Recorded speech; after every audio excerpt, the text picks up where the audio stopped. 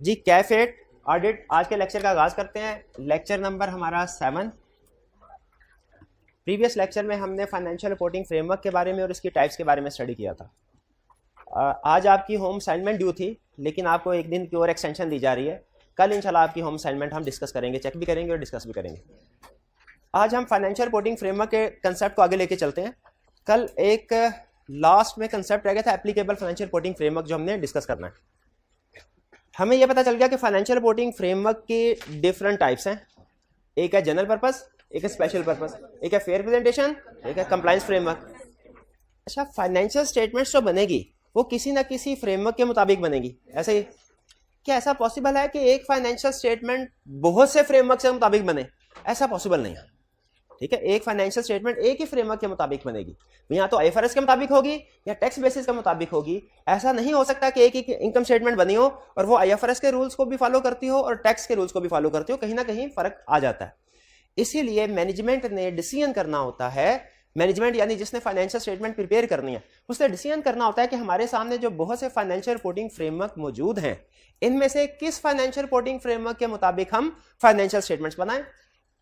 वो किसी एक फाइनेंशियल रिपोर्टिंग फ्रेमवर्क को सेलेक्ट कर लेती है फाइनेंशियल स्टेटमेंट्स प्रिपेयर करने के लिए। लेकिन याद रखिए, ये जो सिलेक्शन की जाती है ना फाइनेंशियल रिपोर्टिंग फ्रेमवर्क की, ये कुछ रूल्स को सामने रख के सिलेक्शन की जाती है। ठीक है, ऐसे नहीं कि आंखें बंद करके हमने कहा यार जिस फ्रेमवर्क में हाथ आ गया उसके मुताबिक फाइनेंशियल स्टेटमेंट प्रिपेयर कर दें, इस तरह नहीं होगा। बल्कि मैनेजमेंट ने कुछ चीजें सामने रखती हैं, जैसे nature of entity, nature of financial statements, purpose of financial statements, legal requirements. जैसे अगर लीगल रिक्वायरमेंट्स है कि पाकिस्तान में जितनी भी फाइनेंशियल स्टेटमेंट शेयर होल्डर्स को भिजवाई जाएंगी वो आईएफआरएस के मुताबिक बनेगी, तो इसका मतलब है मैनेजमेंट ने फाइनेंशियल स्टेटमेंट्स प्रिपेयर करने के लिए शेयर होल्डर्स के लिए जो फाइनेंशियल स्टेटमेंट प्रिपेयर करनी है उसका फ्रेमवर्क क्या होगा?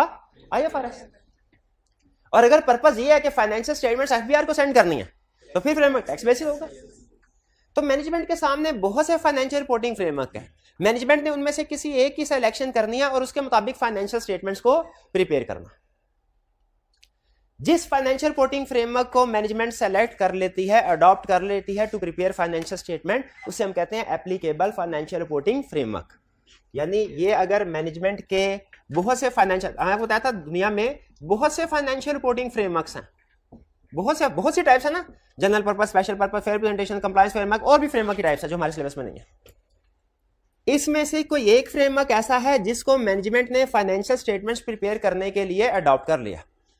अब ये वाला फाइनेंशियल रिपोर्टिंग फ्रेमवर्क तो मैनेजमेंट के लिए रेलिवेंट हो गया, बाकी सारे इररेलिवेंट हो गए। ठीक है, अब ये जो फाइनेंशियल रिपोर्टिंग फ्रेमवर्क रेलिवेंट हो गया, इसको हम सिंपल फाइनेंशियल रिपोर्टिंग फ्रेमवर्क नहीं कहते, बल्कि इसका नाम हम रख देते हैं एप्लीकेबल फाइनेंशियल रिपोर्टिंग फ्रेमवर्क। लफ्ज एप्लीकेबल से मुराद वो फाइनेंशियल रिपोर्टिंग फ्रेमवर्क जो मैनेजमेंट ने अडॉप्ट कर लिया है टू प्रिपेयर फाइनेंशियल स्टेटमेंट्स। अच्छा, अब ये फ्रेमवर्क अडॉप्ट कर लिया, कहानी को थोड़ा सा आगे लेके चलते हैं। जब मैनेजमेंट इस फाइनेंशियल स्टेटमेंट्स, इस फ्रेमवर्क के मुताबिक फाइनेंशियल स्टेटमेंट्स बना लेगी और उसके बाद ऑडिटर से ऑडिट करवाना होगा, क्या ऑडिटर को आपके ख्याल में ये देखना चाहिए कि ये फाइनेंशियल रिपोर्टिंग फ्रेमवर्क सही तरीके से सेलेक्ट हुआ है कि नहीं? क्या ये देखना चाहिए? बिल्कुल, ऑडिटर देखता है। और ये देखने के लिए ऑडिटर का क्राइटेरिया याद रखे वही होगा जो मैनेजमेंट का क्राइटेरिया था। यानी मैनेजमेंट ने जब बहुत से फाइनेंशियल रिपोर्टिंग फ्रेमवर्क में से एक को सेलेक्ट किया था, कैसे सेलेक्ट किया था? Considering nature of entity, nature of financial statement, purpose of financial statements and legal requirements. Exactly इसी क्राइटेरिया को सामने रख के ऑडिटर ये देखेगा क्या मैनेजमेंट ने सही applicable financial reporting framework select किया कि नहीं। ऐसा तो नहीं कि शेयर होल्डर्स को फाइनेंशियल स्टेटमेंट भिजवानी है और टैक्स बेसिस फ्रेमवर्क को ऑप्ट किया गया। तो अगर ऑडिटर अपना क्राइटेरिया लगा के चेक करता है तो यहां पे दो पॉसिबिलिटीज हैं। फिर या तो मैनेजमेंट ने जो applicable financial reporting framework adopt किया है वो ऑडिटर के लिए एक्सेप्टेबल होगा या एक्सेप्टेबल नहीं होगा। एक्सेप्टेबल होने से क्या मुराद है? एक्सेप्टेबल होने से क्या मुराद है कि मैनेजमेंट ने क्राइटेरिया बिल्कुल ठीक ऑप्ट किया, और एक्सेप्टेबल ना होने से क्या मुराद है कि असल में एप्लीकेबल फाइनेंशियल रिपोर्टिंग फ्रेमवर्क कुछ और होना चाहिए था, मैनेजमेंट ने कुछ और ऑप्ट कर लिया। यहां पे ऑडिटिंग स्टैंडर्ड ऑडिटर से ये कहते हैं अगर तो applicable financial reporting framework acceptable है तो आप अपना ऑडिट शुरू करें आगे, कोई इशू नहीं है, कोई प्रॉब्लम की बात नहीं। लेकिन अगर applicable financial reporting framework acceptable नहीं है तो फिर आपने क्या करना है? क्या फिर भी ऑडिट शुरू कर दें? ऑडिटिंग स्टैंडर्ड कहते हैं नहीं। फिर आप मैनेजमेंट से पहले रिक्वेस्ट करें, समझाने की कोशिश करें कि सर फ्रेमवर्क को चेंज कर दीजिए। अगर मैनेजमेंट फ्रेमवर्क चेंज कर दे अच्छी बात, अगर ना चेंज करें तो auditor shall not accept proposed audit engagement, auditor इस एंगेजमेंट को एक्सेप्ट नहीं करेगा। ये ध्यान में रखिएगा। ये criteria applicable financial reporting framework कितना अहम है, ठीक है, यही बता रहा है। एप्लीकेबल फाइनेंशियल रिपोर्टिंग फ्रेमवर्क क्या है? एप्लीकेबल फाइनेंशियल रिपोर्टिंग फ्रेमवर्क ये वो वाला फ्रेमवर्क है। कौन से वाला? जो मैनेजमेंट ने अडॉप्ट किया है।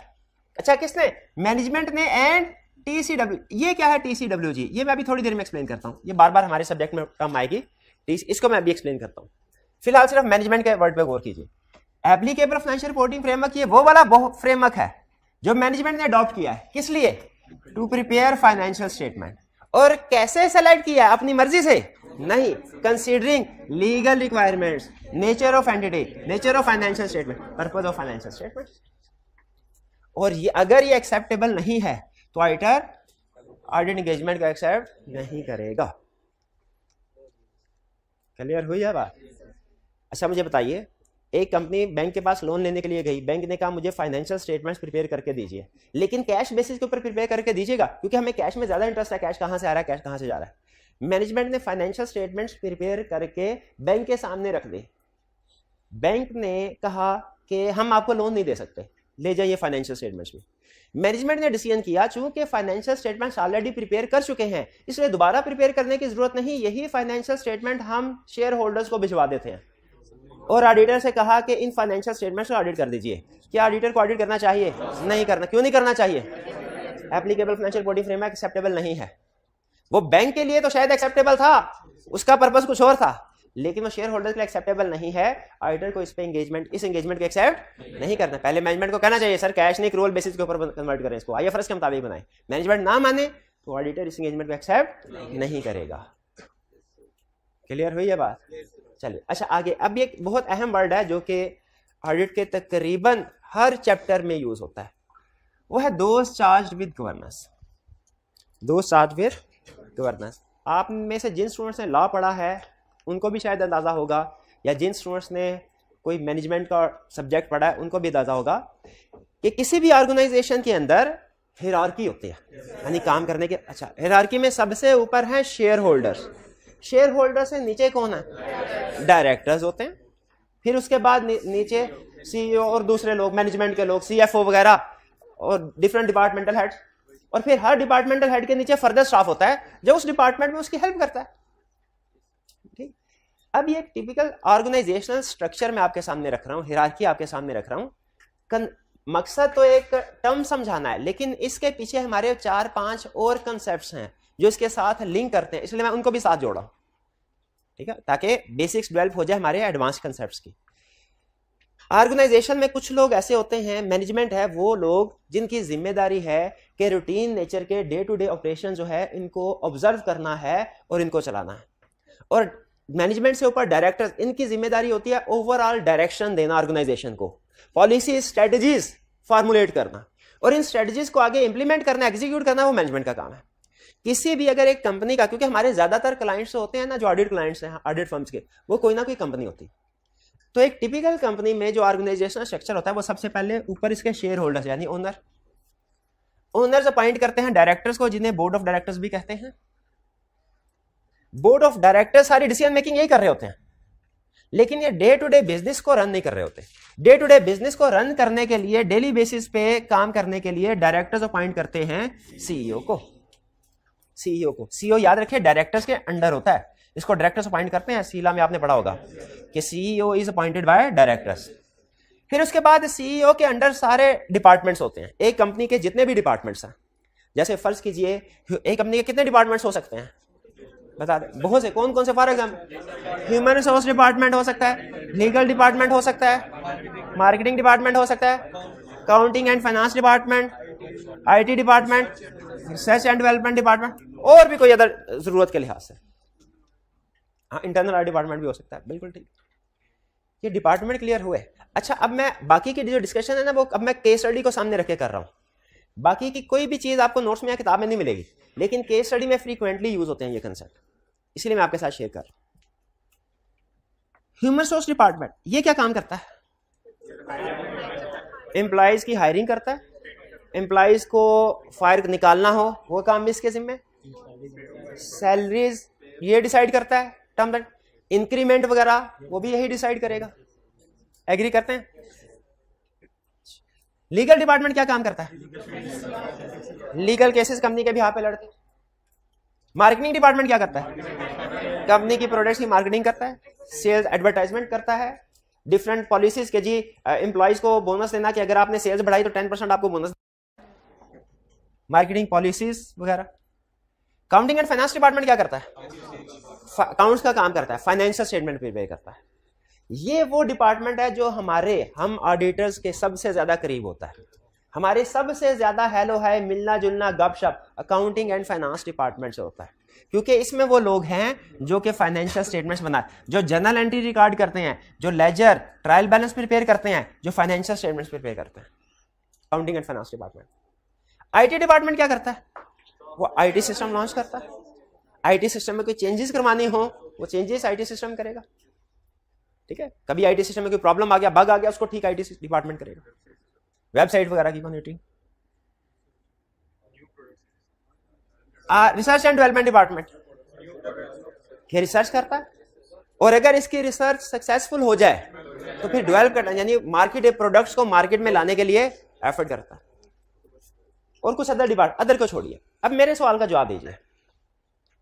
ये सारे डिपार्टमेंट सीईओ के अंडर आते हैं, एग्री करते हैं? हर डिपार्टमेंट का कोई ना कोई हेड होगा और उसके अंडर कुछ लोग काम कर रहे होंगे। ठीक है, अकाउंट्स एंड फाइनेंस डिपार्टमेंट का हेड को क्या कहते हैं भला? सीएफओ। बाकी भी डिपार्टमेंटल हेड के नाम है, लेकिन वो हमारे सब्जेक्ट से रेलिवेंट नहीं है। तो मुझे बताइए सीईओ और सीएफओ में से हायर पोजीशन पे कौन है? सीईओ। सीएफओ उसके अंडर है, ये ध्यान में रखिएगा, यानी सीएफओ रिपोर्टेबल टू सीईओ। आगे चलते हैं। Human source department.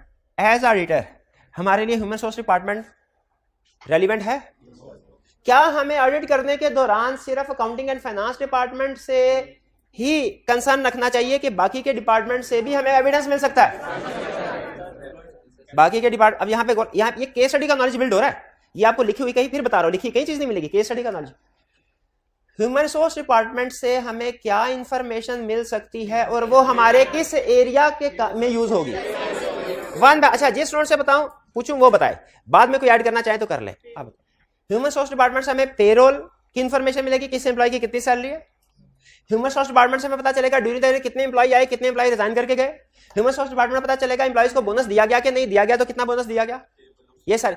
और ये हमें पेरोल यानी सैलरीज के एरिया को वेरीफाई करते हुए इंफॉर्मेशन काम आएगी।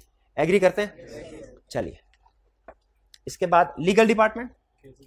लीगल डिपार्टमेंट में कौन सी इंफॉर्मेशन मिलेगी और हमारे किस एरिया में काम आएगी ऑडिट करते हुए? नहीं, जिस स्टूडेंट से पूछा। हाँ, लीगल डिपार्टमेंट से हमें लीगल केसेस की डिटेल पता चलेगी, कंपनी के अगेंस्ट कितने केसेस पेंडिंग है, कौन से केसेस कंपनी हार रही है, कौन से जीत रही है, ताकि जो केसेस हार रही है उनकी प्रोविजन रिकॉर्ड की जाए। ये डिपार्टमेंट हमारे किस एरिया को ऑडिट करते हुए काम आए? ये एक तो प्रोविजन के एरिया में और दूसरा डिस्क्लोजर्स में, disclosure notes to the accounts में जो लीगल केसेस का डिस्क्लोज देना होता है उसमें काम आएगा। ठीक है। मार्केटिंग डिपार्टमेंट, इससे हमें क्या इंफॉर्मेशन मिल सकती है? वन बाय वन जी। कौन सी प्रोडक्ट गुड डिमांड में है, कौन सी प्रोडक्ट की डिमांड डाउन जा रही है। ठीक है, कंपनी की मार्केटिंग पॉलिसीज क्या है, सेल्स पे कमीशन दे रहे हैं, डिस्काउंट दे रहे हैं कि नहीं दे रहे, कितना डिस्काउंट दे रहे हैं। अगर आपको पता चले किसी प्रोडक्ट पे 50% डिस्काउंट दे रहे हैं तो ये इंफॉर्मेशन आपके किस एरिया से रेलिवेंट है? नहीं, आपका फाइनेंशियल स्टेटमेंट में किस एरिया से रिलेटेड? सेल्स है? नहीं, ये आपकी इन्वेंट्री से रिलेट करते हैं। बता सकते हैं कैसे? अगर आपको पता चले कि कंपनी एक प्रोडक्ट पे सिग्निफिकेंट डिस्काउंट ऑफर कर रही है 50%, या उसकी जो मार्केट में डिमांड है वो डाउनवर्ड जा रही है, ये इन्वेंट्री को कैसे इफेक्ट करती है? NRV of inventory. इसका मतलब इन्वेंट्री की एनआरवी कम हो गई है, आपको लोअर ऑफ कॉस्ट एनआरवी के मुताबिक से राइट डाउन करना पड़ सकता है। भी कुछ समझ आया? मार्केटिंग डिपार्टमेंट ये सारी इंफॉर्मेशन ना केस स्टडी में वो देगा, आपको खुद फिर लिंक करना पड़ेगा। अच्छा, इस जगह से इंफॉर्मेशन मिली है, ये हमारे इस एरिया को अफेक्ट करती है। आगे अकाउंटिंग एंड सीएफओ। अच्छा, इसमें तो हमारा सारा ज्यादातर काम ही इससे रेलिवेंट होता है। कंपनी की काउंटिंग पॉलिसीज कौन सी हैं, क्या है, काउंटिंग एस्टिमेट्स क्या है, ड्यूरिंग ईयर चेंजेस वगैरह हुई हैं, डेप्रिसिएशन रेट क्या है, ठीक है, वगैरह वगैरह सारी इंफॉर्मेशन हमें अकाउंट्स एंड फाइनेंस डिपार्टमेंट से मिलते हैं। आईटी डिपार्टमेंट से पता चलेगा ड्यूरिंग ईयर कोई न्यू सिस्टम लॉन्च किया है या एग्जिस्टिंग सिस्टम में कोई चेंजेस की है। क्योंकि एक तो ये कि अगर कोई वेबसाइट वगैरह या कोई आईटी सिस्टम लॉन्च किया है तो उसकी कॉस्ट सही कैपिटलाइज हुई है कि नहीं, वो हमारे लिए रेलिवेंट होता है, क्योंकि आपको पता है आईटी सिस्टम जो है ना उनकी कॉस्ट सिग्निफिकेंट होती है, बाज़ औक़ात मिलियंस में इनकी कॉस्ट होती है। और दूसरा, सम टाइम ऐसा होता है कि आईटी डिपार्टमेंट में अगर कोई चेंजेस की जाए तो उनकी वजह से ट्रांजैक्शंस में कोई ना कोई एरर्स आने का खतरा होता है। इसीलिए अगर आईटी डिपार्टमेंट में सिग्निफिकेंट चेंजेस हों तो हम खास तौर पे ध्यान रखते हैं कि इसकी वजह से कोई ट्रांजैक्शन तो गलत रिकॉर्ड नहीं होगी। रिसर्च एंड डेवलपमेंट डिपार्टमेंट, कौन से प्रोजेक्ट चल रहे हैं, कितने कैपिटलाइज किए एक्सपेंसेस, जो एक्सपेंसेस कैपिटलाइज किए हैं क्या वो सही क्राइटेरिया मीट करते हैं कि नहीं, ये इनटेंजिबल एसेट्स से रिलेट करते हैं। IAS 38, हाँ जी बिल्कुल, उसमें क्राइटेरिया भी है, कोई क्राइटेरिया याद है आपको? चलें ठीक है, जो भी क्राइटेरिया ठीक है। अच्छा चलिए, ये डिपार्टमेंट्स क्लियर हो गया आपको। हर डिपार्टमेंट ने कुछ आगे फर्दर सपोर्ट स्टाफ रखा होता है, जैसे फाइनेंस डिपार्टमेंट ने CFO ने आगे सपोर्ट स्टाफ रखा होगा। ये सपोर्ट स्टाफ में कौन कौन से लोग शामिल हो सकते हैं, बहुत से, फॉर एग्जांपल कैशियर होगा जो कैश में लेन देन कर रहा होगा, इन्वेंट्री मैनेजर होगा जो इन्वेंट्री को संभाल रहा होगा, अकाउंट्स क्लर्क होगा जो कि अकाउंटिंग वगैरह कर रहा होगा, और भी बहुत से लोग होंगे। इसी तरह बाकी डिपार्टमेंट्स में भी डिफरेंट स्टाफ अपॉइंट किए गए होंगे। ये हियरार्की समझ आई आपको? डायरेक्टर्स के अंडर CEO और डिपार्टमेंटल हेड के under CFO, departmental head CFO है, इसके अंडर अदर स्टाफ। अब सुनिए, ऑडिट में कुछ टर्म्स यूज होती हैं, 3 टर्म्स यूज होती हैं, एम्प्लॉय, मैनेजमेंट और those charge with governance. Employ से मुराद ये लोग होते हैं, ये जूनियर, मोस्ट जूनियर लेवल पे जो लोग काम कर रहे होते हैं। मैनेजमेंट से मुराद वो लोग होते हैं जो कि पॉलिसी इंप्लीमेंटेशन वगैरह करते हैं, डे टू डे मैनेजमेंट जिनकी रिस्पॉन्सिबिलिटी होती है। जैसे हर डिपार्टमेंट का जो हेड होगा उसे कहते हैं मैनेजमेंट, और उस डिपार्टमेंटल हेड के अंडर जो लोग काम कर रहे होंगे उन्हें कहते हैं एम्प्लॉय। और डिपार्टमेंटल हेड के ऊपर डायरेक्टर्स कंट्रोल कर रहे होंगे इन सबको, और डायरेक्टर्स ने अपना एक रिप्रेजेंटेटिव CEO अपॉइंट किया होता है, ठीक, CEO अपॉइंट किया होता है। बेसिकली CEO, ये सारे डिपार्टमेंटल हेड है, ये CEO को रिपोर्ट करते हैं और CEO फिर डायरेक्टर्स को रिपोर्ट करता है। अब यहां पे थोड़ा सा इख्तलाफ है लॉ का और ऑडिट का। लॉ ये कहता है कि CEO की पोजीशन की वजह से CEO is a director, law ये कहता है। लेकिन ऑडिट ये कहता है, ऑडिटिंग स्टैंडर्ड ये कहते हैं CEO चूंकि डे टू डे बेसिस पे बिजनेस में मौजूद होता है, बिजनेस को मॉनिटर कर रहा होता है, ये मैनेजमेंट का पार्ट है। मैनेजमेंट में जो हाईएस्ट पर्सन, हाईएस्ट अथॉरिटी है ना, वो CEO है। तो याद रखें, ऑडिट के पेपर में आपने CEO को किसका पार्ट समझना है, मैनेजमेंट का, डायरेक्टर का पार्ट नहीं समझना। हालांकि लॉ में कुछ और कहा जाता है। यहां तक क्लियर? अब ये आपके सामने तीनों टर्म समझ आ गए। अच्छा, अब डायरेक्टर्स जो हैं, डायरेक्टर्स, इनका काम क्या, डायरेक्टर डेली बेसिस के ऊपर बिजनेस में आते हैं? नहीं, आपको पता है ये महीने, 2 महीने, 3 महीने के बाद एक मीटिंग करते हैं, आके डिसीजन मेकिंग करते हैं, फैसले करते हैं, और बाद में फिर मैनेजमेंट से कहते हैं आप 3 महीने इसके ऊपर एग्जीक्यूट करें। अब डायरेक्टर्स या बोर्ड ऑफ डायरेक्टर्स जो है ये 3 महीने के लिए बिजनेस से एब्सेंट हो गए, ठीक, लेकिन ये चाहते हैं कि हम जा तो रहे हैं। अब मैं आगे फर्दर ना ये CEO को मीट कर रहा हूं, इसकी डिस्कशन नहीं करूंगा, क्योंकि बार बार मैनेजमेंट एंड CEO, मैनेजमेंट ये कहना ना बार बार डुप्लीकेशन हो जाती है। सिर्फ मैनेजमेंट का वर्ड बोलूंगा, आपने अंदाजा लगा लेना CEO शामिल है। डायरेक्टर्स ने मैनेजमेंट की जिम्मेदारी लगा दी कि आपने बिजनेस को संभालना है, हम घर जा रहे हैं, महीने, 2 महीने, 3 महीने के बाद आएंगे। लेकिन डायरेक्टर्स को खतरा है कि कहीं हमारे पीछे ये कोई लोग गड़बड़ ना कर दे, कोई फ्रॉड करके भाग ना जाए। इसीलिए किसी एक बंदे को परमानेंट, किसी डिपार्टमेंट को परमानेंट डेली बेसिस पे मौजूद होना चाहिए कंपनी के अंदर, और उसकी जिम्मेदारी कोई काम करना नहीं हो, बल्कि दूसरों के काम को चेक करना वो ठीक काम कर रहे हैं कि नहीं। और अगर कोई रूटीन नेचर के मसले मसाइल है तो रिपोर्ट बना के मंथली हमें पहुंचा दिया करें। लेकिन अगर कोई ज्यादा सेंसिटिव, बड़ा गड़बड़ वाला मसला है तो इमीडिएटली हमें रिपोर्ट कर दे। तो क्या आप समझते हैं कि किसी एक डिपार्टमेंट की, किसी एक पर्सन की जरूरत है ऑर्गेनाइजेशन में जो डायरेक्टर्स के बिहाफ पे बाकी लोगों को ऑब्जर्व करे, और अगर कोई गड़बड़ है तो वो रिपोर्ट कर दे, ठीक है। जैसे सूबे के मामलात वो तो चीफ मिनिस्टर ने संभालने हैं, ठीक है, पैसे तो वही करने। गवर्नर का क्या काम होता है भला? चेक करना कि सही काम कर रहा है कि नहीं, अगर नहीं कि सही काम कर रहा तो रिपोर्ट करना आगे। एग्जैक्टली उसी तरह इन लोगों का काम गवर्नर का, ये चीफ मिनिस्टर का रोल नहीं, ये खुद से कोई काम नहीं करेंगे। ये जो डिपार्टमेंट आएगा इसे कहते हैं इंटरनल ऑडिट डिपार्टमेंट। इसे क्या कहते हैं? Internal audit department. इसको अपॉइंट कौन करता है? डायरेक्टर। ये खुद से कोई काम नहीं करते, लेकिन दूसरों के काम को चेक करते हैं, और अगर कोई गड़बड़ नजर आए तो डायरेक्टर्स को रिपोर्ट कर देंगे। इसे इंटरनल ऑडिट फंक्शन या इंटरनल ऑडिट डिपार्टमेंट कहते हैं। बताइए ये सारा स्ट्रक्चर समझ आ गया आपको?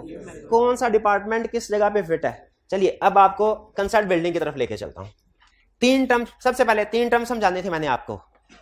एक कहानी शुरू हुई थी TCWG से, यानी दोज चार्ज विद गवर्नेंस, लेकिन मैंने आपको दूसरी टर्म भी समझा रहा हूं। एम्प्लॉय से मुराद कौन है? मोस्ट बेसिक लेवल पे जो काम करते हैं लोग। इनसे ऊपर डिपार्टमेंटल हेड, इनको क्या कहते हैं? मैनेजर। मैनेजमेंट से ऊपर जो डायरेक्टर्स हैं इनको कहते हैं those charge with governance. Those वो लोग जिनकी जिम्मेदारी है गवर्नेंस, गुड गवर्नेंस कंपनी के अंदर। इनकी जिम्मेदारी है कंपनी के अंदर गुड गवर्नेंस रहे, कंपनी के स्ट्रेटेजिक डायरेक्शन, अकाउंटेबिलिटी, कंपनी के स्ट्रेटेजिक मामलात, ये सारे ये लोग देखते हैं। और चूंकि इंटरनल ऑडिट डिपार्टमेंट या इंटरनल ऑडिट फंक्शन भी इन्हीं लोगों ने स्टैब्लिश किया होता है, इसीलिए उसको भी समटाइम हम दोस्त साहब गवर्नेंस का ही हिस्सा मानते हैं कि ये दोस्त साहब गवर्नेंस का ही हिस्सा नहीं। इंटरनल ऑडिट डिपार्टमेंट मैनेजमेंट में नहीं आएगा वो, क्योंकि दोस्त साहब गवर्नेंस और मैनेजमेंट से उसका ताल्लुक ही कोई नहीं है। वो तो दोस्त साहब गवर्नेंस ने पॉइंट किया है, उनको रिपोर्ट कर रहा है, वो दोस्त साहब गवर्नेंस में आएगा। यहां तक क्लियर? चलिए अब मुझे ये बताइए, दो शार्विक गवर्नेंस की टर्म समझ आ गई। अब जहां जहां लिखा होगा मैनेजमेंट एंड दो शार्विक गवर्नेंस तो आपको समझ लग जाएगी कि मैनेजमेंट का मतलब डिपार्टमेंटल हेड सारे, दो शार्विक गवर्नेंस का मतलब प्लस डायरेक्टर्स भी शामिल हैं। और इंटरनल ऑडिट डिपार्टमेंट भी कहते हैं, इसे समटाइम ऑडिट कमेटी भी कहते हैं। थोड़ा सा फर्क है दोनों में, लेकिन हम अपने सब्जेक्ट की हद तक कोई फर्क नहीं रखते। ऑडिट कमेटी भी कहते हैं। अब आपसे कुछ एडवांस टॉपिक्स के क्वेश्चन पूछूं। हालांकि अगर आप दो शार्विक गवर्नेंस की टर्म ना ये आधे मिनट में बताई जा सकती थी। मैं आपसे कहता भाई दो शार्विक गवर्नेंस का मतलब क्या? डायरेक्टर्स। मतलब तो वही है। सारी कहानी आपके सामने क्यों खोल के रखी? क्योंकि कुछ एडवांस कंसेप्ट्स है जो मैंने रिलेट करवाने थे, अब वो मैं आपसे करवा रहा हूं वन बाय वन। मेरा पहला क्वेश्चन, हमारा एक टॉपिक है फ्रॉड का, उसमें डिस्कशन करता है कि विद इन द कंपनी अगर फ्रॉड हो तो ऑडिटर को क्या करना चाहिए, किसको रिपोर्ट करना चाहिए। अब आप बताइए, अगर फ्रॉड में एम्प्लॉय इन्वॉल्व है, ऑडिटर को किसको रिपोर्ट करना चाहिए? मैनेजमेंट को। शाबाश। वहां पे वो कहते हैं एक स्टेप हायर को रिपोर्ट करें। जाओ, एम्प्लॉय फ्रॉड में इन्वॉल्व है, किसको रिपोर्ट करें? मैनेजमेंट फ्रॉड में इन्वॉल्व है, किसको रिपोर्ट करें? दो शार्विक गवर्नेंस। और अगर दो शार्विक गवर्नेंस इन्वॉल्व है फिर शेयर होल्डर्स को या रेगुलेटरी अथॉरिटीज को। चलिए, ये फ्रॉड वाला तो एक बेसिक कंसेप्ट हमें क्लियर हो गया कि कम्युनिकेशन का रूल क्या है, एक स्टेप ऊपर कम्युनिकेट करना। जो बंदा फ्रॉड में इन्वॉल्व है उसे एक स्टेप, कम से कम एक स्टेप ऊपर वाले को कम्युनिकेट।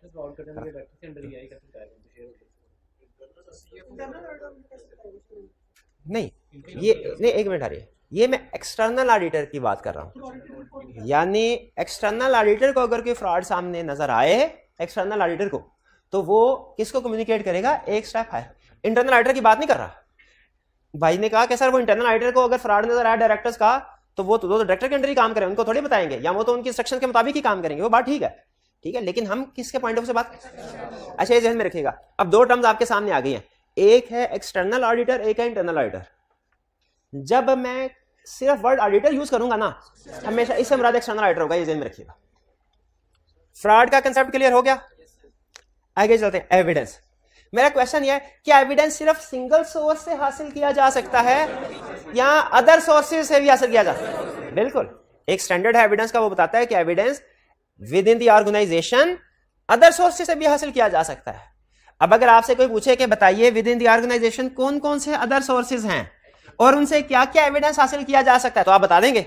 ये अभी हमने जो चीजें डिस्कस की थी, ह्यूमन रिसोर्स डिपार्टमेंट से क्या इंफॉर्मेशन मिलेगी, किस काम आएगी, मार्केटिंग से क्या मिलेगी इंफॉर्मेशन, लीगल वगैरह। चलिए, एविडेंस, सोर्सेज ऑफ एविडेंस वाला कंसेप्ट भी डिस्कस कर लिया हमने। आगे इंटरनल वर्सेस एक्सटर्नल ऑडिटर। आगे चल के एक चैप्टर पढ़ना है हमने जिसमें इंटरनल और एक्सटर्नल का फर्क आएगा, इंटरनल ऑडिटर एक्सटर्नल ऑडिटर में क्या फर्क है। लेकिन अगर आपने इस चार्ट को अच्छे तरीके से समझ लिया तो आप अभी भी बता सकते हैं। जैसे मेरा पहला क्वेश्चन, बताइए इंटरनल ऑडिटर को कौन अपॉइंट करता है और एक्सटर्नल ऑडिटर को कौन? अच्छा बताइए, एक्सटर्नल ऑडिटर किसको रिपोर्ट करता है? शेयर होल्डर्स को। इंटरनल ऑडिटर किसको रिपोर्ट करता है? डायरेक्टर्स को। ठीक है। अच्छा बताइए, क्या external auditor independent of entity है? Entity means company, independent of company है? यस, एक्सटर्नल ऑडिटर है। एक्सटर्नल ऑडिटर, क्या internal auditor independent of entity है? Internal auditor independent of entity नहीं है, वो डायरेक्टर्स के अंडर काम कर रहा है, वो मैनेजमेंट से तो इंडिपेंडेंट है, वो मैनेजमेंट से तो अलग है, लेकिन कंपनी से इंडिपेंडेंट नहीं है। ये बात समझ आ रही है? मैनेजमेंट से इंडिपेंडेंट है, कंपनी से इंडिपेंडेंट नहीं है। अगर आपसे कहे कि ये एक इंटरनल डिपार्टमेंट की इंफॉर्मेशन हम शेयर कर रहे हैं, आप बताइए ये एक इफेक्टिव इंटरनल डिपार्टमेंट है कि नहीं? अब वो इंफॉर्मेशन क्या है? पहली इंफॉर्मेशन, इंटरनल डिपार्टमेंट का जो चीफ है वो और सीएफओ ये बचपन के दोस्त हैं। बताइए इंटरनल डिपार्टमेंट इफेक्टिव है? क्यों इफेक्टिव नहीं है? क्योंकि वो इंडिपेंडेंट ऑफ मैनेजमेंट नहीं है, वो तो इंडिपेंडेंट मैनेजमेंट का एक तरह से रिश्तेदार बन गया। अगर आपसे कहे कि इंटरनल ऑडिट डिपार्टमेंट की जो रिपोर्ट बनती है ना मंथली, वो डायरेक्टली डायरेक्टर्स के पास नहीं जाती, पहले सीएफओ के पास जाती है, सीएफओ उसमें कांट छांट करता है, फिर उसके बाद डायरेक्टर के पास जाती है। बताइए इंटरनल ऑडिट डिपार्टमेंट इफेक्टिव है? नहीं है, क्योंकि इंटरनल ऑडिट डिपार्टमेंट को रिपोर्टेबल टू डायरेक्टर होना चाहिए, रिपोर्टेबल टू मैनेजमेंट नहीं होना चाहिए। अगर आपको किसी केस स्टडी में कहे कि इंटरनल ऑडिट डिपार्टमेंट का काम है कि उसने सेल इनवॉइसेस अप्रूव करनी है, तो क्या इंटरनल डिपार्टमेंट इफेक्टिव है? नहीं, ये काम तो मैनेजमेंट का है। अगर इंटरनल ऑडिट डिपार्टमेंट मैनेजमेंट वाला काम करेगा तो फिर उसको चेक कौन करेगा? उसे तो ये देखना चाहिए कि ट्रांजैक्शन अप्रूव हो रही है कि नहीं हो रही, उसे ये ट्रांजैक्शंस को अप्रूव थोड़ी करना चाहिए। इंटरनल ऑडिट एक्सटर्नल में फर्क समझ आ रहा है? चलिए आगे चलते हैं। फिर एक और कंसेप्ट है हमारा, ये थोड़ा सा टेक्निकल है, risk at financial statement level और रिस्क एट असर्शन लेवल। कुछ चीजों का इंपैक्ट होता है सिंगल, कुछ चीजों का इंपैक्ट होता है मल्टीपल। छोटी सी एग्जांपल लेते हैं। अगर क्लास में एक स्टूडेंट लेट आया 5 मिनट, तो बताइए कितना नुकसान हुआ उसका? 5 मिनट का। और अगर क्लास में एक टीचर लेट आया 5 मिनट, कितना नुकसान हुआ? वो 5 मिनट का नहीं हुआ, वो 500 मिनट का नुकसान हुआ, क्योंकि उसका इफेक्ट सारे स्टूडेंट पे पड़ेगा, उसका इफेक्ट सारे स्टूडेंट। तो उसी तरह फाइनेंशियल स्टेटमेंट्स में भी कुछ चीजें ऐसी होती हैं जिनका इफेक्ट सिंगल एरिया पे पड़ता है, कुछ चीजें ऐसी होती हैं जिनका इफेक्ट मल्टीपल एरियाज पे पड़ता है। जैसे अगर मैं आपसे कहूं इन्वेंट्री मैनेजर चोर है, आपका रिस्क बढ़ जाएगा कि कम होगा? आपको पता चले जिसके खिलाफ एक एफआईआर दर्ज हुई है पिछली कंपनी में जहां पे काम किया था उन्होंने करवाई, रिस्क बढ़ गया कि कम हुआ? बताइए एक स्पेसिफिक एक आधे एरिया में कि बहुत से एरियाज में? क्योंकि एक इन्वेंट्री में उसको लगाया, वो गड़बड़ करेगा इन्वेंट्री में करेगा। और अगर आपको पता चले सीएफओ के खिलाफ एफआईआर दर्ज करवाई गई है मनी लॉन्ड्रिंग के, फ्रॉड के, अब रिस्क बढ़ेगा कम होगा? बढ़ेगा। किसी एक एरिया में कि बहुत से एरियाज में? क्योंकि आपको पता है सीएफओ के अंडर पूरी फाइनेंशियल स्टेटमेंट तकरीबन, अगर ये फ्रॉड करना चाहे तो फाइनेंशियल स्टेटमेंट के किसी भी एरिया में कर सकता है, सारे एरिया इसके अंडर है। जबकि इन्वेंट्री वाला अगर फ्रॉड करना भी चाहे तो सिर्फ इन्वेंट्री में ही कर सकता है, बाकी एरिया में तो उसको घुसने भी नहीं दिया जाएगा। वो कैशियर के पास जाके बैठे, कैशियर कहेगा भागो भाई मेरे कैश को क्यों हाथ लगा रहे हो, अपनी इन्वेंट्री को जाके गिनो। तो सुन लें, अगर किसी एम्प्लॉय में कोई प्रॉब्लम है तो ये है risk at assertion level. Risk assertion का मतलब होता है, फिलहाल समझ लीजिए कोई स्पेसिफिक एरिया, यह है रिस्क एट असर्शन लेवल। और अगर मैनेजमेंट लेवल पे प्रॉब्लम है तो यह है risk at financial statement level. चलें, अगर ये मुश्किल लग रहा है ना रिस्क एट असर्शन लेवल और फाइनेंशियल स्टेटमेंट लेवल, तो ये याद रख लें, छोटा रिस्क और बड़ा रिस्क। ठीक है, छोटा रिस्क कौन सा है? जो स्पेसिफिक एरिया को अफेक्ट करता है। बड़ा रिस्क कौन सा है?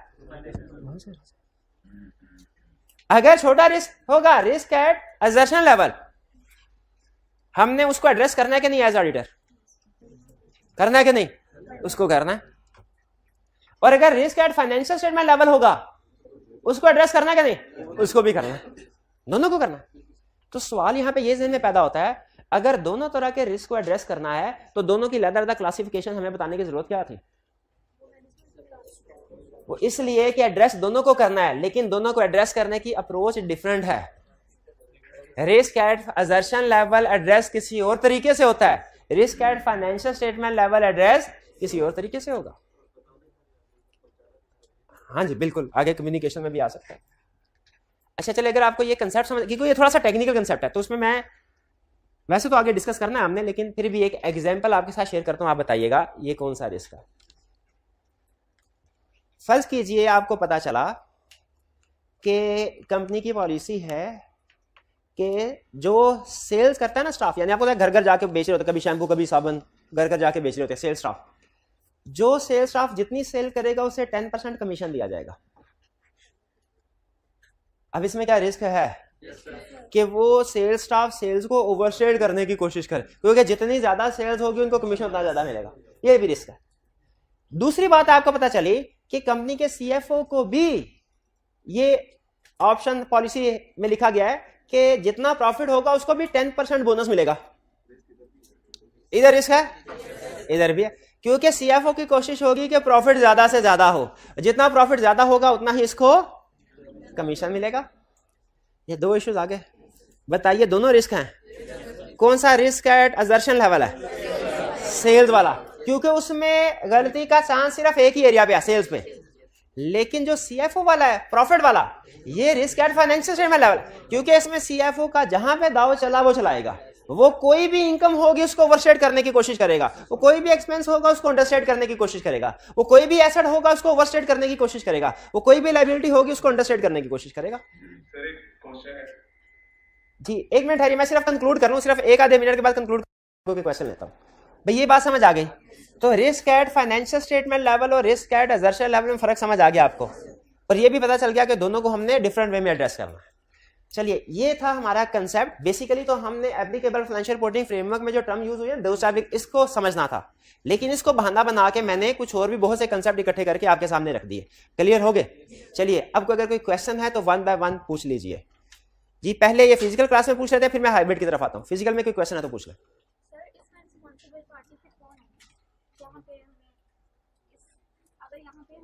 जी उन्होंने कहा कि सर इसमें रिस्पॉन्सिबल पार्टी कौन होगी। हमने 5 elements of assurance engagement study किए थे ना, तो रिस्पॉन्सिबल पार्टी, इसमें रिस्पॉन्सिबल पार्टी आपको याद है क्या था? मैनेजमेंट। ठीक है, इसमें मैनेजमेंट कौन से लोग हैं? क्या सिर्फ अकाउंट्स एंड फाइनेंस डिपार्टमेंट का हेड है? ये तो है ही है मैनेजमेंट। इन सारे डिपार्टमेंट्स के जो हेड हैं ये भी मैनेजमेंट की डेफिनेशन में शामिल है, और ये भी रिस्पॉन्सिबल पार्टी। और क्या डायरेक्टर्स ये रिस्पॉन्सिबल पार्टी में शामिल हैं? यस, डायरेक्टर भी रिस्पॉन्सिबल पार्टी में शामिल। लेकिन याद रखिए प्रैक्टिकली डायरेक्टर्स खुद का फाइनेंशियल स्टेटमेंट्स नहीं बना रहे होते, लेकिन ये रिस्पॉन्सिबल होते हैं कि इन्होंने बाकी लोगों से काम लेना है। तो जैसे अगर मुझे ये बताइए, अगर कोई टीचर सही सब्जेक्ट नहीं पढ़ाता, प्रिंसिपल साहब रिस्पॉन्सिबल है कि नहीं?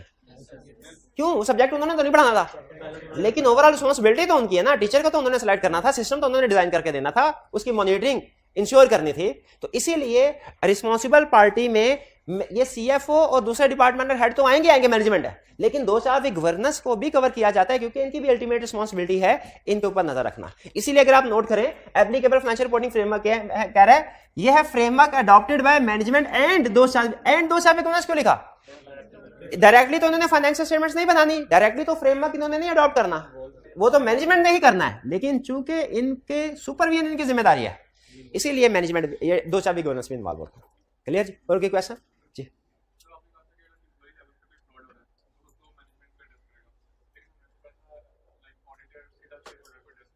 नहीं, हमने ये कभी नहीं पढ़ा। इनका क्वेश्चन ये है कि सर आपने कहा है कि अगर कहीं फ्रॉड सामने आता है तो कम से कम एक लेवल ऊपर रिपोर्ट करना होता है, यानी एम्प्लॉई का फ्रॉड मैनेजमेंट को, मैनेजमेंट का डायरेक्टर को। तो हमने तो ये पढ़ा हुआ शायद कहीं के फ्रॉड सारे डायरेक्ट शेयर होल्डर को रिपोर्ट करने होते हैं। नहीं, वो होते हैं वो फ्रॉड जो फाइनेंशियल स्टेटमेंट को इफेक्ट कर रहे होते हैं, और जो वो कम्युनिकेट करना। लेकिन याद रखें हमने विद इन द ऑर्गेनाइजेशन भी कम्युनिकेट करना है, वो तो एंड में करना ही करना है। मुझे आपके क्वेश्चन में सिर्फ एक लफ्ज डायरेक्ट पे इतराज है कि कोई भी फ्रॉड हो डायरेक्ट शेयर होल्डर्स को रिपोर्ट करना। शेयर होल्डर्स को रिपोर्ट जरूर करना है, इस बात में मैं आपके साथ एग्री करता हूं, लेकिन डायरेक्ट नहीं, स्टेप बाय स्टेप। ठीक है, पहले एम्प्लॉय का फ्रॉड मैनेजमेंट को, मैनेजमेंट का फिर उस तरीके से, ठीक है, रिपोर्ट करते हैं, लेकिन डायरेक्टली नहीं। जी क्या internal auditor assurance engagement perform कर सकता है? नहीं कर सकता। इसकी रीजन बताइए, क्या रीजन? क्यों नहीं कर सकता? इंडिपेंडेंट नहीं है वो, सिर्फ एक यही रीजन है, इंडिपेंडेंट नहीं। तो इसमें 3 पार्ट, इसमें 3 पार्टीज हैं ही नहीं, इसमें ऑडिटर तो नहीं, ये डायरेक्टर और इंटरनल ऑडिट इनको एक पार्टी समझे, बल्कि मैनेजमेंट को भी एक पार्टी समझे। ये सारी की सारी जो है ना, यहां से लेके नीचे तक सारी ये एक पार्टी समझे। शेयर होल्डर्स दूसरी पार्टी है और एक्सटर्नल ऑडिटर तीसरी पार्टी है, वो शो ही नहीं करवाई यहाँ पे। क्या इंटरनल ऑडिटर अगर चार्टर्ड अकाउंटेंट है, वो किसी और कंपनी में इंश्योरेंस एंगेजमेंट, अगर वो उस कंपनी से इंडिपेंडेंट है तो फिर कर सकता है। एक बंदा एक से ज्यादा काम याद रखे कर सकता है, ठीक है। एडवांस लेवल पे हमारी एक चैप्टर है लीगल रिक्वायरमेंट्स का, उसमें कुछ केस स्टडीज में वो ये भी पूछ लेता है कि एक चार्टर्ड अकाउंटेंट है, वो एक फर्म में पार्टनर है, वो दूसरी फर्म में भी पार्टनर है, इस फर्म में कोई गड़बड़ है जिसकी वजह से ये क्लाइंट ऑडिट नहीं कर सकती, क्या दूसरी फर्म जिसमें कोई गड़बड़ नहीं है वो वहां पे पार्टनर वहां पे कर सकता है ऑडिट? तो इसका जवाब होता है बिल्कुल कर। अगर गड़बड़ इस पार्टनर की वजह से नहीं है ना, तो फिर ये दूसरी जगह पे जाके कर। अगर गड़बड़ इस पार्टनर की वजह से है तो ये 10 फर्म्स भी घूम लेगा ना, तो 10 की 10 फर्म्स में अपॉइंटमेंट नहीं हो सकते, ठीक है। तो ये एक याद रखेगा, एक बंदा एक से ज्यादा जगहों पे काम कर सकता है, क्लियर। अच्छा, हाइब्रिड में अगर कोई क्वेश्चन है तो पूछ लीजिए, हाइब्रिड वाले स्टूडेंट।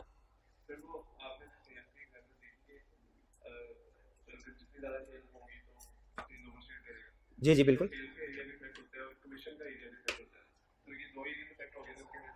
बट ठीक है, समझ गया मैं, समझ गया।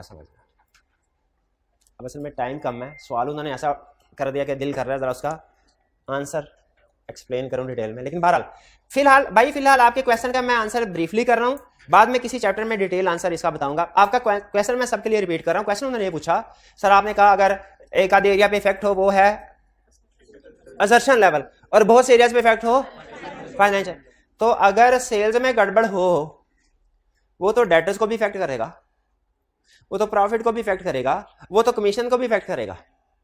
तो ये असर्शन लेवल तो ना, ये तो फाइनेंशियल स्टेटमेंट लेवल हुआ। कंसेप्चुअली उन्होंने बिल्कुल ठीक पूछा, सही सोचा, सही जवाब दिया। लेकिन याद रखिए हमारा अकाउंटिंग सिस्टम चलता है डबल एंट्री सिस्टम, और डबल एंट्री सिस्टम में लाजिम है कि एक ट्रांजैक्शन कम से कम भी 2 एरियाज को जरूर इफेक्ट करेगी। एक ट्रांजैक्शन कम से कम भी 2 एरियाज को जरूर। तो जब हम कहते हैं ना कि उसका इफेक्ट सिंगल एरिया पे है, तो उससे मुराद उस डायरेक्ट एरिया में है। आगे जो कॉन्सिक्वेंशियल इंपैक्ट आता है ना, वो कंसीडर नहीं करते। कॉन्सिक्वेंशियल इंपैक्ट समझ रहे हैं आप? उस एक रीजन की वजह से, जैसे अगर आप सेल्स में 1 रुपए की ओवर स्टेटमेंट कर दें, तो अगर आप कंसेप्चुअली सोचें, उसकी वजह से ग्रॉस प्रॉफिट भी चेंज हो गया, नेट प्रॉफिट भी चेंज हो गया, करंट एसेट डेटर भी चेंज हो गए, प्रोविजन फॉर बैड डेट भी चेंज हो गई, कमीशन भी चेंज हो गया। लेकिन ये सारे के सारे कॉन्सिक्वेंशियल इंपैक्ट है, यानी टोटल आ रहा है। समझ, एक चीज की वजह से जो दूसरे इफेक्ट होते हैं ना, उसको हम सिंगल इफेक्ट ही लेते हैं, ये ध्यान में रखिएगा, उसको हम सिंगल। तो अगर सेल्स की वजह से, सेल्स के गलत होने की वजह से आगे अगर कोई दूसरे एरियाज गलत हो रहे हैं, तो उसको हम सिंगल असर्शन लेवल ही लेंगे। हाँ, अगर वो क्वेश्चन में ये कहे कि सेल इनवाइसेस की अप्रूवल नहीं हो रही, परचेज इनवाइसेस की भी नहीं हो रही, पे रोल पे की गई है उसकी भी अप्रूवल नहीं हुई, तो ये डिफरेंट ट्रांजैक्शंस हैं, ये फाइनेंशियल स्टेटमेंट लेवल है। लेकिन अगर वो कहे सिर्फ पे रोल की प्रोसेसिंग ठीक नहीं हुई, तो ये असर्शन लेवल। अब इस पे रोल की वजह से हो सकता है क्रोल भी गलत हो सकता है प्रॉफिट भी गलत हो, लेकिन वो उसका कॉन्सिक्वेंशियल इंपैक्ट आएगा। जी भाई, क्लियर हुआ? कुछ जिन्होंने क्वेश्चन पूछा था। चलिए आगे चलते, आगे फर्दर बहरहाल इसको मैंने मजीद डिस्कस करना आगे किसी फ्यूचर टॉपिक में, लेकिन फिलहाल आपको ये बता दिया कि अगर सेल्स 1 रुपये से ओवरस्टेटेड है, तो और इसकी वजह से जो 4-5 एरियाज इफेक्ट होंगे, वो फाइनेंशियल स्टेटमेंट लेवल नहीं कहलाएगा, असर्शन लेवल ही रहेगा। जी,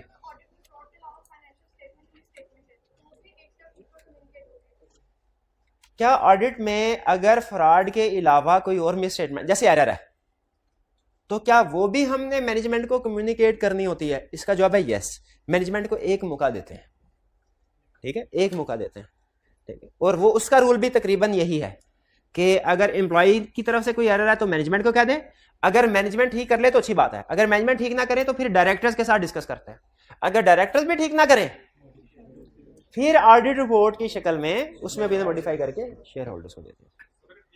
क्लियर? क्या अगर एरर को ठीक कर लिया जाए, डेप्रिसिएशन रिकॉर्ड नहीं की गई थी, हमारे कहने पे कर दी गई, तो क्या अभी शेयर होल्डर का कमेंट नहीं? अब शेयर होल्डर को हमने यही कहना है कि फाइनेंशियल स्टेटमेंट ठीक है, जो एरर्स ठीक हो गए वो हमने शेयर होल्डर्स को कम्युनिकेट नहीं करने। फ्रॉड करेंगे। देखिए, फ्रॉड का केस अलग है, वो एरर पूछ रहे थे, उन्होंने भी एरर का क्वेश्चन उठाया था, मैंने एरर का जवाब दिया। फ्रॉड में भी कमोबेश यही काम करते हैं, लेकिन फ्रॉड में हमारा कोर्स ऑफ एक्शन थोड़ा सीवियर होता है। फ्रॉड अगर ठीक कर भी लिया जाए ना, फिर भी हमने ऊपर हायर अथॉरिटी को कम्युनिकेट करना होता है। जी, क्या एक्सटर्नल ऑडिटर हमेशा शेयर होल्डर अपॉइंट करता है? तकरीबन यस, हमेशा शेयर होल्डर ही, तकरीबन नहीं। कुछ केसेस ऐसे हैं, मैंने कहा तकरीबन, कुछ केसेस ऐसे हैं समझ लीजिए 5%, लेस देन 5%, जिनमें एक्सटर्नल ऑडिटर शेयर होल्डर्स के अलावा कुछ और लोग अपॉइंट कर सकते हैं। वो कौन लोग हैं, वो किन केसेस में अपॉइंट कर सकते हैं, ये भी हम पढ़ेंगे। और कोई क्वेश्चन? कोई क्वेश्चन नहीं? चलिए अब हम चलते हैं, ये हाइब्रिड में कोई क्वेश्चन तो नहीं है? अगर है तो पूछ लीजिए। नहीं, चलिए आगे चलते हैं। अभी तक हमने स्टडी कर लिया फाइनेंशियल स्टेटमेंट्स और फाइनेंशियल रिपोर्टिंग फ्रेमवर्क, ठीक है। हमने 5 एलिमेंट्स ऑफ एश्योरेंस में स्टडी किए थे ना, और मैंने आपको बताया था कि आगे चल के इन्हीं 5 एलिमेंट्स को वन बाय वन हमने डिटेल में डिस्कस करना है। सब्जेक्ट मैटर को हमने डिटेल में डिस्कस कर लिया और सूटेबल क्राइटेरिया को डिटेल में डिस्कस कर लिया। और लफ्ज़ सूटेबल मैंने आपको समझा दिया कि एक्सेप्टेबल होना चाहिए। अगर एक्सेप्टेबल नहीं है तो ऑडिटर उसको एंगेजमेंट को एक्सेप्ट नहीं करेगा। नेक्स्ट एलिमेंट, एक एलिमेंट और था 3 पार्टी रिलेशनशिप, याद है? उसमें कौन कौन सी पार्टीज थी? Share holders, management, responsible party और ऑडिटर। शाबाश, बिल्कुल ठीक है। अच्छा बताइए, एक ऑडिट में इन तीनों पार्टीज का कुछ ना कुछ रोल होगा कि सिर्फ एक ही पार्टी का होगा? तीनों का कुछ ना कुछ। तो अब नेक्स्ट हम इन तीनों पार्टीज का वन बाय वन स्टडी करेंगे, क्या रोल्स एंड रिस्पॉन्सिबिलिटीज हैं ऑडिट में। जिसमें पहले हम स्टार्ट कर रहे हैं मैनेजमेंट। और आपको पता है जब हम मैनेजमेंट कहते हैं तो अंडरस्टूड है, एंड दोस आर गवर्नेंस। तो हम स्टडी करने जा रहे हैं ओवरऑल रिस्पॉन्सिबिलिटी किस किस की? मैनेजमेंट की और दोस आर गवर्नेंस। ओवरऑल, यहां पे वर्ड ओवरऑल पे गौर कीजिए, ये थोड़ी देर में एक्सप्लेन करना है मैंने इसको। मैनेजमेंट और दोस आर गवर्नेंस की क्या रिस्पॉन्सिबिलिटी है? इनकी रिस्पॉन्सिबिलिटीज होती है बेसिकली 3 बड़ी रिस्पॉन्सिबिलिटी होती हैं ओवरऑल 3। पहला और सबसे बड़ी responsibility, preparation and presentation of financial statements. Financial statements को प्रिपेयर करना कैसे? In accordance with applicable financial reporting framework, यानी जो applicable financial reporting framework select किया है उसके मुताबिक फाइनेंशियल स्टेटमेंट प्रिपेयर करना, ये इनकी सबसे पहली और सबसे बड़ी रिस्पॉन्सिबिलिटी है। और फाइनेंशियल स्टेटमेंट प्रिपेयर करने में आपको पता है ये अकाउंटिंग एस्टिमेट्स भी अप्लाई करते हैं, अकाउंटिंग पॉलिसीज भी अप्लाई करते हैं। इन्होंने सिलेक्शन करनी होती है, अकाउंटिंग पॉलिसीज बहुत सी होती है ना, इन्होंने अकाउंटिंग पॉलिसीज को सेलेक्ट करना है, एस्टिमेट्स को सेलेक्ट करना है और फिर अप्लाई करना है। फाइनेंशियल स्टेटमेंट्स प्रिपेयर करते हुए क्या एस्टिमेट्स और अकाउंटिंग पॉलिसीज का इंपैक्ट आता है? बिल्कुल आता है। पहली जिम्मेदारी क्या हुई मैनेजमेंट की? एग्री करते हैं? ये मैनेजमेंट की जिम्मेदारी, ऑडिटर की जिम्मेदारी तो नहीं है? नहीं। दूसरी, do design and implementation of internal control. Internal control को डिजाइन और इंप्लीमेंट करना। कौन सा इंटरनल कंट्रोल? जो relevant to preparation of financial statements हो। मुझे बताइए, फाइनेंशियल स्टेटमेंट्स प्रिपेयर करनी है, क्या एक अच्छे इंटरनल कंट्रोल के बगैर फाइनेंशियल स्टेटमेंट प्रिपेयर हो सकती हैं? नहीं हो सकती। इसीलिए फाइनेंशियल स्टेटमेंट्स की रिस्पॉन्सिबिलिटी तो है ही है मैनेजमेंट की, साथ ही साथ इंटरनल कंट्रोल को भी डिजाइन इंप्लीमेंट करना, यह भी मैनेजमेंट की रिस्पॉन्सिबिलिटी है। अगर मैनेजमेंट ये दोनों रिस्पॉन्सिबिलिटीज पूरी कर लें तो फिर भी ऑडिट नहीं हो सकता।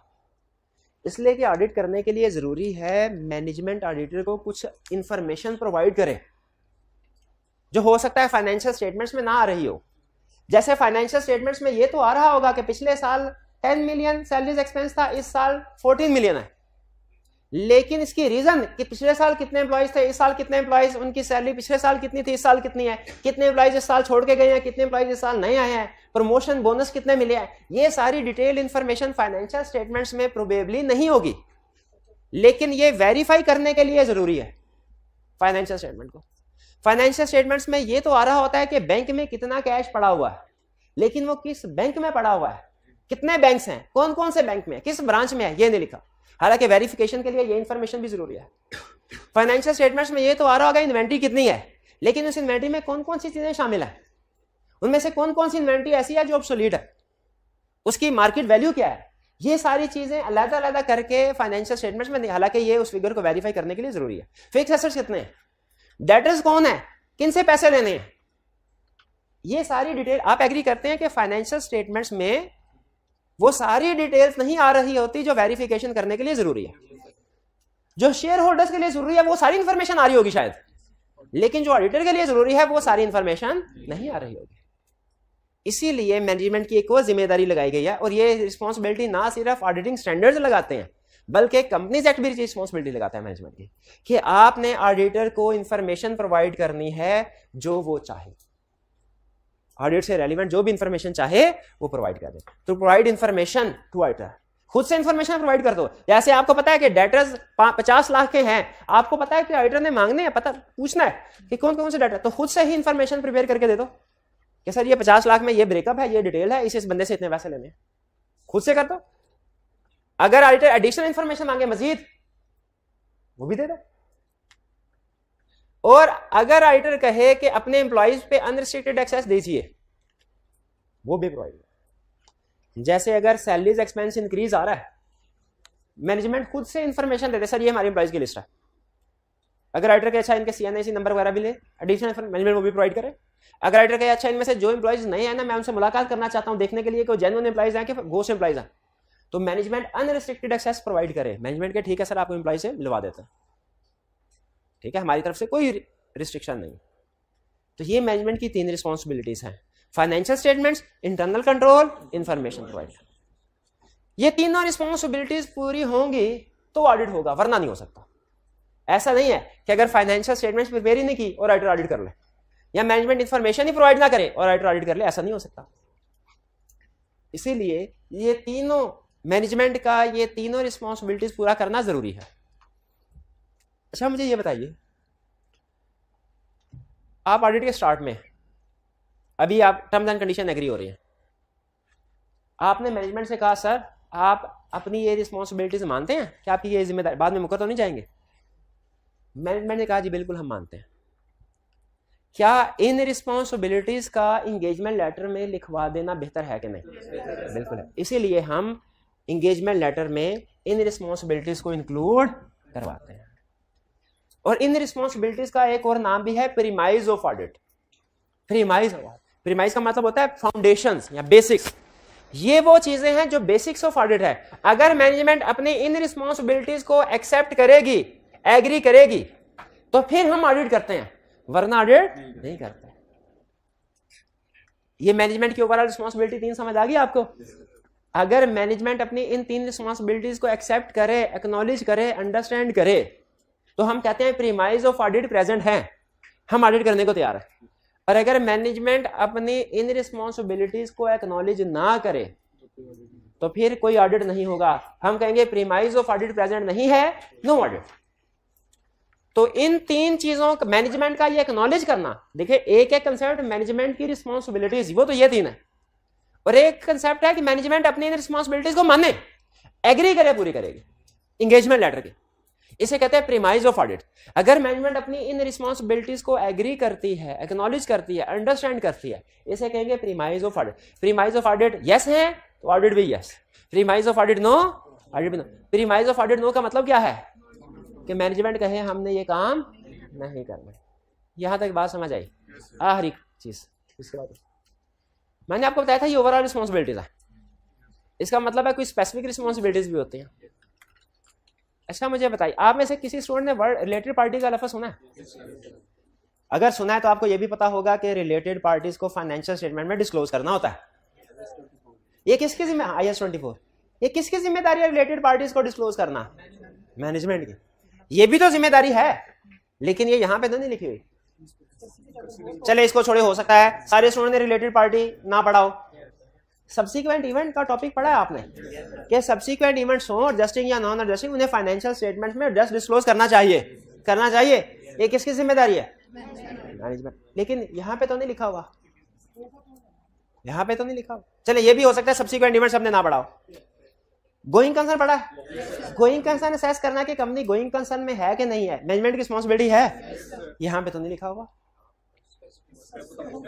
इसको भी छोड़ें। फ्रॉड असेस करना कि कंपनी के अंदर कोई फ्रॉड तो नहीं चल रहा। वैसे तो ऑडिटर को मिले, ऑडिटर भी रिपोर्ट कर लेता है, लेकिन पहली जिम्मेदारी तो मैनेजमेंट और डायरेक्टर्स की। ये किसकी जिम्मेदारी है? फ्रॉड, यहां पे तो नहीं लिखा, इसको भी छोड़ा। फिक्स एसेट्स पे डेप्रिसिएशन रिकॉर्ड करना किसकी जिम्मेदारी है? डेटर्स पे provision for bad debt record करना किसकी जिम्मेदारी? जितने भी डिस्क्लोजर रिक्वायर्ड हैं वो डिस्क्लोज करना किसकी जिम्मेदारी? लेकिन यहां पे तो नहीं लिखा हुआ। ये ओवरऑल रिस्पॉन्सिबिलिटी याद रखें, ये वो रिस्पॉन्सिबिलिटी है जो पूरी फाइनेंशियल स्टेटमेंट से रिलेट करती है।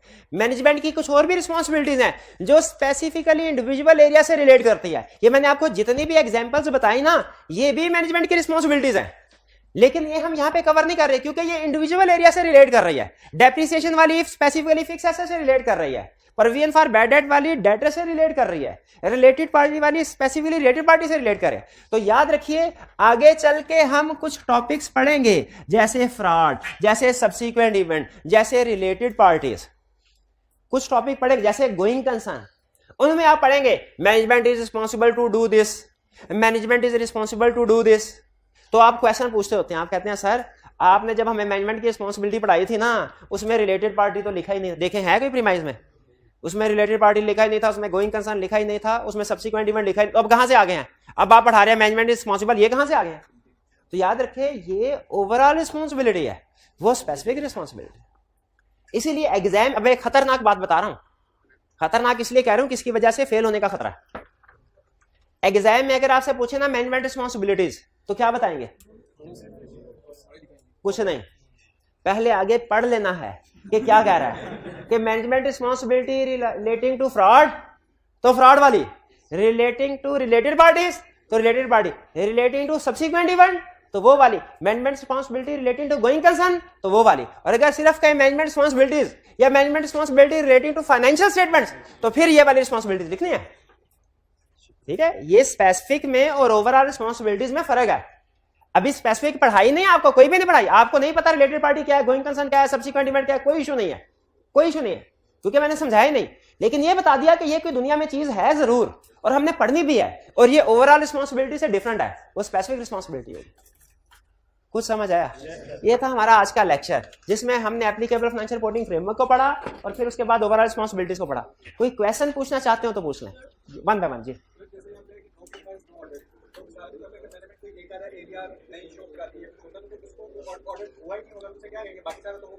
देखें यहां पे सुन लें, यहां पे उन्होंने कहा सर मैनेजमेंट अगर फाइनेंशियल स्टेटमेंट्स प्रिपेयर ही नहीं करती तो प्रीमाइस प्रेजेंट नहीं है, हम ऑडिट एक्सेप्ट नहीं करेंगे। लेकिन अगर मैनेजमेंट ने फाइनेंशियल स्टेटमेंट्स प्रिपेयर की, उनमें कोई एक आधी गलती हो गई, एक आधी गलती होगी या कोई एक आधा काम करना था उन्होंने नहीं किया, वो याद रखें, वो इसमें नहीं आएगा। उस केस में हम ऑडिट कर सकते हैं, एंगेजमेंट एक्सेप्ट कर सकते हैं, ले वो फिर हम रिपोर्ट में लिख देते हैं स्टेटमेंट आके। हाँ वो बाद में देखेंगे। देखें एक आधी इंफॉर्मेशन, जैसे हमें किसी रिलेटेड पार्टी की इंफॉर्मेशन नहीं दी, ठीक है, वो एक अलग बात है, वो छोटा इशू है, वो हम रिपोर्ट में फिर डिस्कस कर लेते हैं। यहां पे तो ये बता रहा है मैनेजमेंट आपसे कहे फाइनेंशियल स्टेटमेंट्स मैंने बनानी ही नहीं, आप ही बनाएंगे, वो मसला है, हम एक्सेप्ट नहीं करेंगे। यहां पे कह रहे हैं ऑडिटर को हम आपको कोई इंफॉर्मेशन देंगे ही नहीं, यहां पे वो मसला है। ठीक है, तो ये ओवरऑल अगर वो मैनेजमेंट ना करें तो फिर एंगेजमेंट को एक्सेप्ट कर लें। हाँ अगर बाकी की इंफॉर्मेशन दे दी, एक आधी इंफॉर्मेशन हमें ऑडिट के दौरान में नहीं मिली, वो फिर हम रिपोर्ट में डिस्कस कर लेंगे। नो प्रीमाइज वाली बात, ये सारे ना तीनों चीजें मिलकर इन्हें प्रीमाइज करते हैं। मैनेजमेंट और दो चार्ज में गवर्नेंस का इन तीनों चीजों पे एग्री होना, तीनों चीजों पे प्रीमाइज कहते हैं। तो प्रीमाइज तीनों को कवर कर रहा है। मैनेजमेंट ने कहा फाइनेंशियल स्टेटमेंट नहीं बनानी, तो इसमें भी हम कहेंगे प्रीमाइज नहीं है। मैनेजमेंट ने कहा हम फाइनेंशियल, हम इंफॉर्मेशन प्रोवाइड नहीं करेंगे, तो इसमें भी हम कहेंगे प्रीमाइज नहीं। रिस्ट्रिक्टेड एक्सेस, अनरिस्ट्रिक्टेड एक्सेस का मतलब है कि जब ऑडिटर कहे कि हमें आप उस पर रेलिवेंट पर्सन से मिलवाएं, रिस्ट्रिक्टेड का मतलब मैनेजमेंट रिफ्यूज कर दे कि सर इस बंदे से नहीं मिलवाना, करना नहीं चाहिए। मैनेजमेंट एक्सेस को रिस्ट्रिक्ट कर सकती है लेकिन करना नहीं चाहिए। जी जी हाइब्रिड से पूछिए क्वेश्चन। जी क्वेश्चन यह है कि क्या स्पेसिफिक रिस्पांसिबिलिटीज भी एंगेजमेंट लेटर में लिखनी होती है? इसका जवाब है नहीं। ठीक है, स्पेसिफिक रिस्पांसिबिलिटीज अंडरस्टूड। मैंने असल में अगर आप नोट करें ना, अब मैं आपको एक पता की बात बताता हूं, अगर आप नोट करें तो जितनी भी स्पेसिफिक रिस्पांसिबिलिटीज है ना, असल में इस वाले में कवर हो जाती हैं। अगर मैनेजमेंट ये वादा कर लेना कि मैं सही सही फाइनेंशियल स्टेटमेंट बनाऊंगी, तो उसका मतलब है वो सारी भी कवर हो जाती हैं। इसीलिए स्पेसिफिक रिस्पांसिबिलिटीज को एंगेजमेंट लेटर में लिखना जरूरी नहीं है। जी और कोई क्वेश्चन?